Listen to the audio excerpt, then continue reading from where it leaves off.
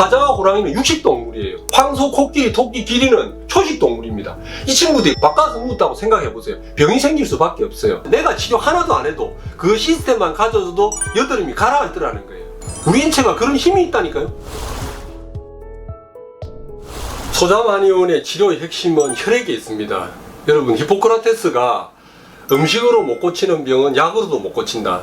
우리 몸의 세포가 60쪽에서 100쪽의 세포가 있는데 혈액 속에 들어있는 영양분이 그 세포에 충분히 공급된다면 인간의 많은 질병을 예방할 수 있고 많은 질병을 나술 수가 있다. 이런 말을 했습니다. 저는 그거에 대해서 무척 100% 200% 공감합니다. 체질을 개선하게 되면 뭐가 달라지느냐? 혈액이 달라집니다. 우리 총 혈액은 4리터에서 5리터 정도의 혈액이 48초에 12만 킬로가 되는 모든 혈관을 1회씩 순환을 한대요. 근데 이 혈액을 어떻게 하면 가장 맑은 혈액으로 만들어줄 수 있을까? 충분한 양과 질과 순환의 상태를 개선한다면 히포크라테스 선생님이 이야기했던 그렇게 부합되는 치료가 아닌가라는 생각이 들어요. 체질의학이라는 것은 우리나라에만 있습니다. 사람들마다 체질이 있고 그 체질에 따른 음식의 종류, 약재의 종류가 구분이 되어 있다는 겁니다. 구분하는 이유는 결국은 혈액과 관련이 있다는 겁니다. 이 혈액. 그 중에 혈장 91%의 물과 7%의 혈장 단백질과 나머지 2%의 비타민, 이온, 호르몬, 기타 영양물질들이 있어요. 사실 여기에 핵심이 있습니다.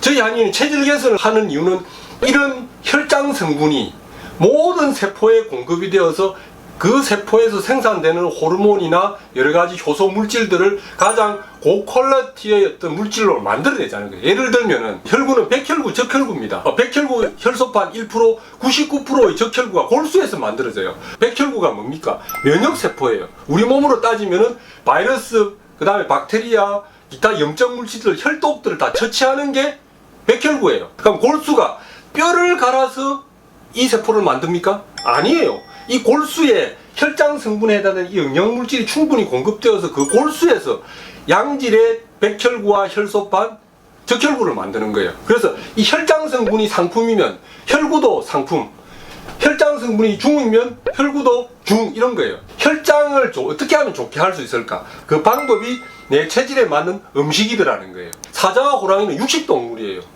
황소, 코끼리, 토끼, 기린은 초식동물입니다. 이 친구들이 바꿔서 묻었다고 생각해보세요. 병이 생길 수밖에 없어요. 이렇게 진짜 고차원적인 체질의학이 우리나라에 있다는 겁니다. 이걸 왜 안 하겠습니까? 이론적으로 좋다고 해서 먹는 게 아니라 비싸다고 해서 좋은 게 아니라 내 체질에 맞는 음식의 종류가 뭐냐는 거죠. 내가 치료 하나도 안 해도 그 시스템만 가져줘도 여드름이 가라앉더라는 거예요. 우리 인체가 그런 힘이 있다니까요. 탄수화물을 밀가루에서 취하지 않습니다. 그러나 밀가루나 고기를 먹게 될 경우에 분해되는 과정에서 2차, 3차 부산물들이 찌꺼기들이 많이 생겨 혼탁한 혈액들이 된다. 이게 계속 쌓이고 이러면은 염증성 유발물질이 잠재성으로 존재한다는 거예요. 우리가 피곤하거나 몸에 면역력이 떨어지면 이게 염증을 유발할 수 있다는 거예요. 그래서 우리가 체질식을 하는 이유는 어떻게 하면 여기에 맑은 혈액을 만들 수 있을까? 이게 사실 핵심인 거예요. 요즘은 영양과잉이에요. 과식, 회식, 야식으로 뭔가 음식물 찌꺼기들이 자꾸 축적되는데 이 대사요소를 치유할 수 있는 식사법이 지금 현재 시대에는 필요하더라. 고혈압, 당뇨, 만성 성인병들이 있지 않습니까? 이런 혈독들이 쌓이면 결국 피부에 축적되면 여드름이 생기고 습진이 생기고 아토피가 생기거든요. 이제 이런 것들을 어떻게 하면 가장 싸그리 불태울 수 있는 식사법이 있다. 음식을 먹는 순서라는 거죠. 우리는 밥 먹고 후식으로 과일을 먹지 않습니까? 아니라는 거예요. 일단 소화효소를 만드는 그 식사법이 아니고 대사효소부터 먼저 하는 식사법을 해보자. 식물은 오로지 그 자리에서 봄, 여름, 가을, 겨울 추우나 더우나 살아남는 거예요. 그럼 이것은 섬유질 속에 식물은 면역물질을 다 갖고 있는 거예요. 그게 파이토케미칼인 거예요. 그거를 우리가 기름에 볶거나 이런 것보다는 찜기에 찌거나 물에다가 볶거나 해서 그냥 따뜻할 때 먹는 거죠. 그걸로 한 접시에서 밥을 먼저 채우고 배를 채우는 겁니다. 그 다음에 과일을 먹는 거예요. 밥을 먹고 하는 양은 배가 이미 채워져 있으니까 많이 먹지를 못한다는 거예요. 이러면 어떻습니까? 여러 가지 소화효소 부산물이 안 만들어지니까 찌꺼기도 덜 생기고 음식물 부산물도 덜 생기고 대사요소들이 막 생기니까 뭡니까? 자꾸 태워지니까 몸이 자꾸 맑아지는 거죠. 이런 식사법이 나는 굉장히 건강한 식사법이라는 거죠. 제가 항상 진료실에서 우리 환자들을 이야기할 때 4가지 협조사항 내지는 부탁사항이 있습니다. 제가 치료를 하는데 피부 전문으로 하면 제가 피부를 치료하지 않아요. 그 피부는 환자가 치료를 하는 거예요. 이 사람이 왜 해서 이게 생겼는지를 알고 그 왜에 대한 부분들이 개선해 주지 않으면은 이 사람 몸이 바뀌지 않으면은 환경이 바뀌지 않으면은 이거는 우선 경감된다 하더라도 100% 재발된다는 거예요.